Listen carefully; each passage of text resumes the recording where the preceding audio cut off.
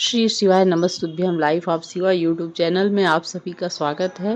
बेलपत्र श्री महापुराण कथा के कुछ अंश। तो बेलपत्र के पत्र में जो गूठी होती है उसको भी जब तोड़ा जाता है, उस गूठी को जब अलग किया जाता है तब भी शिव मंत्र उसको दिया जाता है। ओम नमः शिवाय, ओम नमः शिवाय।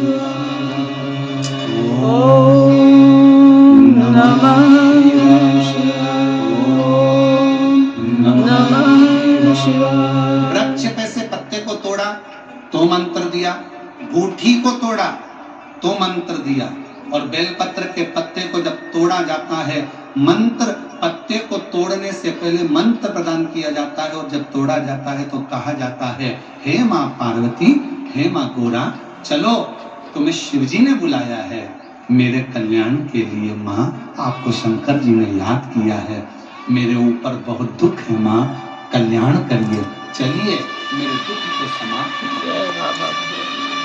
निमंत्रण दो। बेलपत्र तोड़ने से पहले बेलपत्र को निमंत्रण देते हैं भगवान का नाम। पहले नंबर पर क्या देना है बेलपत्र के पत्र को तोड़ने से पहले? जम के बोलो, मंत्र। दूसरे नंबर पर क्या देना है बेलपत्र के पत्र को? चलने का निमंत्रण। जम के बोलो, निमंत्रण। माँ पार्वती जी से कहो, हे माँ गोरा, हे माँ पार्वती, हे माँ चलिए, आपको शिव जी ने याद किया है। माँ, हे माँ पार्वती, हे माँ गोरा, मेरे कल्याण के लिए, मेरे दुख को दूर करने के लिए, मेरी तकलीफों को हरने के लिए, हे माँ गोरा, मेरे कष्ट को समाप्त करने के लिए, माँ गोरा, मेरा भंडार भरने के लिए आपको शिव जी ने याद किया है, निमंत्रण दो।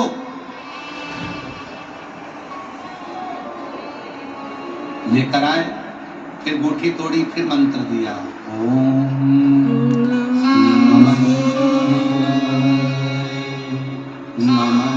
नमः शिवाय, नमः शिवाय। अब गुरु जी ने पूछा कि तुमने मंत्र दिया? नहीं। तुमने निमंत्रण दिया? नहीं। तो फिर तुम्हें क्या हक है कि बेलपत्र का पत्र तोड़ो? शिव महापुराण की कथा तो कितनी बड़ी बात कहती है। बेल पत्र के पत्र को सीधे पेड़ में से तोड़ कर लेकर आना चाहिए। बेल पत्र की डंडी, कई माताओं की, कई भाइयों की आदत थी, बड़ी सी डंडी होती है, उसको वहां से काट लिया, तोड़ लिया, पूरी की पूरी डंडी तोड़ कर लिया है, फिर घर पर आकर उसमें से पत्तियां तोड़ ली, जो डंडी थी उसको पटक दिया। ना, ये गलत। वृक्ष से पत्तों को निमंत्रण देकर फिर तोड़ा जाता है, और फिर लेकर आकर दूठी तोड़ते समय भी शिव मंत्र को दिया जाता। कुछ नियम है बेलपत्र के, उसको धारण करना चाहिए। कुछ जैसे डॉक्टर की गोली खाने के भी नियम होते हैं। डॉक्टर साहब लिखते हैं कि सुबह ये गोली लेना, शाम को ये लेना, ये भोजन के पहले लेना, ये भोजन के बाद लेना, और सुनो कि इसको गर्म दूध से ले लेना, इसको पानी से ले लेना। अब मालूम पड़े तुमने सोचा कि मैं काम करती हूँ, कहाँ मेरा टाइम बर्बाद करूंगी, सुबह लो, शाम को लो, दोपहर में लो, तो तुमने सारी गोली एक साथ खा गई, और फिर डॉक्टर के पास गई, डॉक्टर साहब मेरे को तो आराम ही नहीं लग रहा, मैंने 3 बार 15 दिन से गोली खा रही हूँ, 10 दिन से गोली खा रही हूँ। डॉक्टर साहब ने पूछा, गोली खा रही हो तो क्या तुमने नियम धारण करा? हाँ, क्या क्या नियम धारण करा? सुबह की गोली सुबह खाई, भूखे पेट की भूखे पेट खाई, भोजन के बाद की भोजन के बाद खाई? नहीं, मेरे पास समय नहीं रहता, इसलिए सारी की सारी एक साथ खा गई। डॉक्टर ने कहा, इसीलिए तो दवाई असर नहीं कर रही है। दवाई खाने का भी तरीका होता है, आवाज सेट नहीं है। दवाई देवादिदेव महादेव बुला रहे हैं, दुख को काटने के लिए, कष्ट को मिटाने के लिए, तकलीफों को मिटाने के लिए। माँ, आपको शिव ने याद किया, पत्र लेकर फिर शिव के पास चले।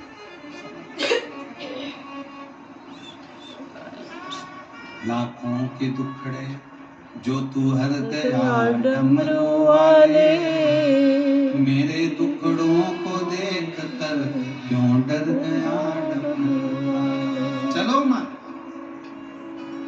क्या तुमने निमंत्रण दिया? नहीं। क्या तुमने मंत्र दिया? नहीं।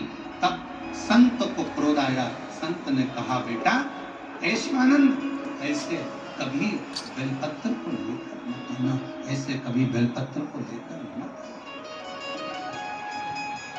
ऐसे कभी ठीक है, गलती हो, क्षमा करें, आप जब दया करेंगे, जब मेरा बाबा करुणा करेगा, दया करेगा, तब मैं फिर पुनः बेलपत्र को लेकर, फिर पुनः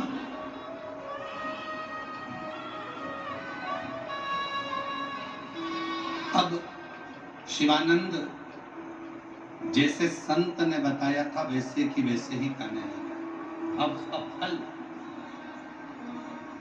संत को नहीं मिल रहा, उसका फल शिवानंद को मिलेगा। समय आया, 2 महीना चतुर्मास के निकल गए और 2 महीना निकलने के बाद आज संत बैठे थे, तब की मुद्रा में शिव की आराधना कर रहे थे, आंखों से नीर बह रहा था संत के अश्रु।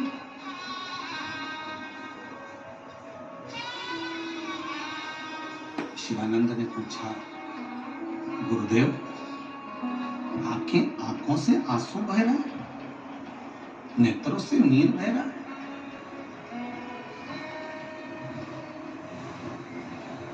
मेरे भाई,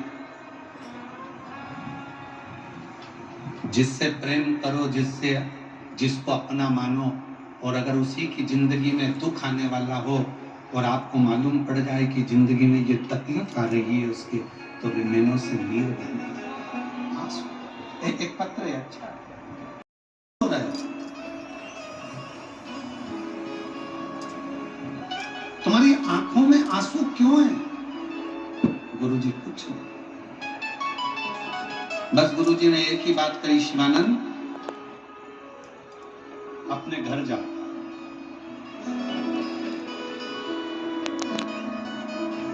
8-10 दिन जरा घर पर रहकर फिर आओ, जाओ। शिवानंद ने कहा, गुरुजी घर? हाँ, आप मुझे घर क्यों भेज रहे हो?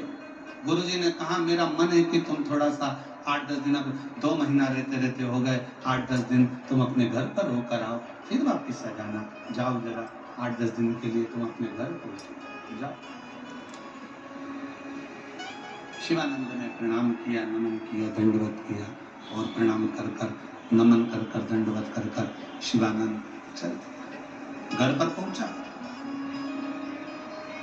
यहां संत के साथ में एक गुरुजी के साथ में एक चेला रहता है। थोड़ा सावधानी से सुनना, बेलपत्र शिव पुराण की कथा है। एक बेलपत्र कितना कमाल करता है, वो कथा ये शिव महापुराण की आपुरम श्रवण कर। गुरुजी के साथ में एक चेला रहता था। उस शिष्य ने पूछा, गुरुजी इतना अच्छा शिष्य था शिवानंद, सेवा कर रहा था, गौ माता को संभाल रहा था, सारा काम करता था, झाड़ू भी लगाता था, पोछा भी लगाता था, भोजन भी बनाता था, भोजन भी कराता था, और आपने उसको घर भेज दिया, क्यों? गुरुजी ने कहा कि कल मैं स्नान करने के लिए गया था, और जब मैं गंगा का स्नान कर रहा था, स्नान करते समय मुझे देवऋषि नारद और यमराज दोनों के दर्शन। देवऋषि नारद का भी दर्शन हुआ, यमराज का भी दर्शन। यमराज ने देवऋषि नारद से कहा कि नारद, ये जो बालक है शिवानंद, ये 5वें दिन मर जाए, इसके प्राण छूट। नारद जी ने कहा, ये 5वें दिन मर जाएगा? हाँ। नारद जी और यमराज की बातों को मैंने सुन लिया, मेरे मन में आया, शिवानंद इतने दिनों से हमारे पास में रह रहा है, अब एक बार जरा घर चले जाए, घर पर जाएगा, थोड़ा सा परिवार से मिलेगा, और परिवार के साथ रहेगा, और प्राण भी छूट गए तो परिवार वालों को ग्लानि तो नहीं होगी, कम से कम इसको जाने दो, मैंने भेज दिया। धीरे धीरे करते दिन निकलते चले गए। 5वां दिन था जिस दिन शिवानंद के प्राण जाना था, और उसी दिन माँ ने शिवानंद को बेलपत्र लेने के लिए भेज दिया। अब माँ को क्या मालूम कि प्राण छूटने वाले हैं इसके।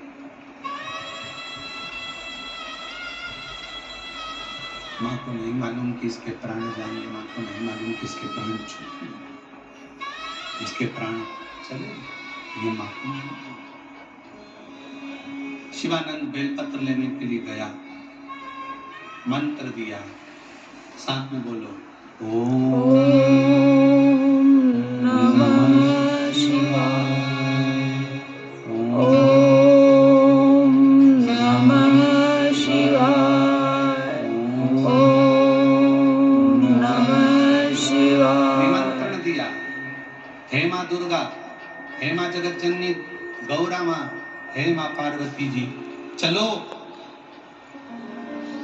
देवादिदेव महादेव ने आपको याद किया, माँ मेरा कष्ट हरने के लिए, मेरा दुख हरने के लिए, मेरी तकलीफ करने के लिए, माँ मेरा भंडार भरने के लिए चलिए। आपको शिव जी ने याद किया, विनय करी, बेलपत्र लेकर आ गया, माँ को दे दिया, खेलने में लग गया, कार्य में लग गया। लगते लगते गुरु जी को लगा गंगा के उस पार चिता जलने की अभी अग्नि दिखेगी तो मुझे लगेगा कि वो मर गया, पर अग्नि नहीं दिखी। रोने की आवाज आएगी, आवाज नहीं। 5वां दिन निकल गया, 6वां दिन निकल गया, 7वां दिन निकल गया, 8वां दिन निकल गया, 10 दिन निकल गए। 10 दिन पूरे होते से 11वें दिन वो शिष्य, वो शिवानंद वापिस आया, गुरु जी को प्रणाम करा। गुरु जी ने शिवानंद को देखकर आश्चर्य करा, बेटा तुम? हाँ गुरु जी, आपने कहा था 11 दिन तक घर पर रहकर रहना, इसके बाद आ जाना। चलाओ। शिवानंद के सिर पर हाथ रखकर गुरु जी ने पूछा, शिवानंद से हाथ रखकर गुरु जी ने पूछा, क्यों रे शिवानंद, यहाँ से जाने के 5वें दिन तेरे साथ कुछ हुआ क्या? हाँ गुरु जी, मेरी मम्मी ने, मेरी माँ ने मुझे बेलपत्र लाने को भेजा। जब मैं बेलपत्र लेकर आ रहा था ना, तो मुझे थोड़ा सा चक्कर सा आया, ऐसा लग रहा था मेरी सांस भरा रही है, ऐसा लग रहा था मेरी आंखों में नींद आ रही है, ऐसा लग रहा था कि कोई मुझे खींच रहा है, पर समझ में नहीं आया। मैं बेलपत्र लेकर अपनी माँ को दिया, माँ ने शिव जी को समर्पित करा, फिर कुछ भी नहीं हुआ। तब समझ में नहीं आया गुरुदेव ऐसा क्यों हो रहा था। तब समझ में आया कि वो बेलपत्र की महत्व, वो बेलपत्र की महत्व।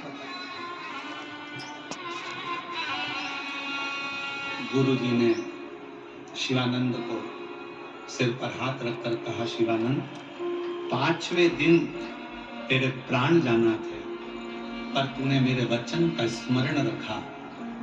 तेरे गुरु ने जो वचन कह दिया था कि बेलपत्र लाते समय उसको मंत्र दो, बेलपत्र को लेते आते समय निमंत्रण दो कि मेरे दुख को हरने के लिए, मेरे कष्ट को हरने के लिए तुम्हें शिव जी ने बुलाया है। माँ चलो, गोरा माँ है पार्वती, चलो निमंत्रण दो।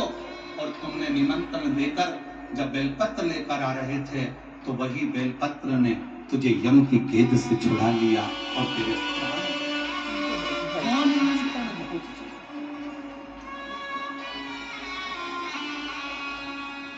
शिवानंद आज तुमने सही समय पर उस बेलपत्र को निमंत्रण दिया, और जितनी मेरी जीजियां कथा को सुन रही हैं, जितने मेरे जीजा शिव महापुराण की कथा को श्रवण कर रहे हैं, उनसे एक निवेदन करें। जब आप सावन के महीने में बेलपत्र का पौधा लगाओ तो ये विनय कर कर लगाना, हे माँ, हे मेरे उघड़दानी, आप यहाँ पर विराजमान हो, सबका कल्याण करना, जिसके भी दुख हो, तकलीफ हो, सबको मिटा देना, सब।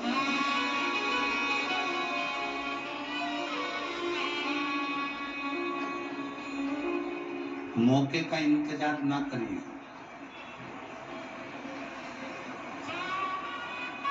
खास मौके का इंतजार केवल एक मनुष्य करता है।